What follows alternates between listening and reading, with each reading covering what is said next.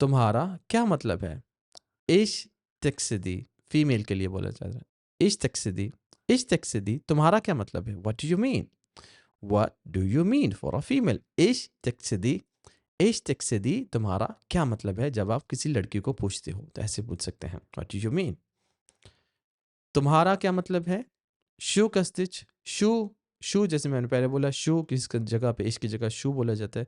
कस्तिच for female चा बोला जाता है बहुत सारी जगह पे।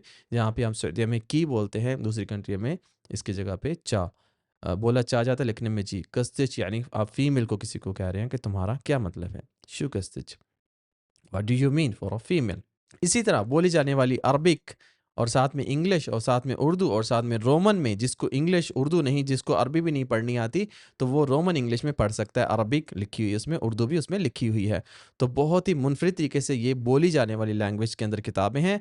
अगर अभी तक आपने ये किताबें नहीं बाय की तो इसको ख़रीद लें और पढ़ें, और आप घर बैठे आसानी से अरबी सीख सकते हैं। फिर अरब में जाके अपनी पसंदीदा जो भी है जॉब कर सकते हैं। अगर आप हमसे ऑनलाइन क्लासेस भी बुक करना चाहते हैं तो उसके लिए भी दिए गए स्क्रीन पे जो नंबर है राब्ता कर सकते हैं।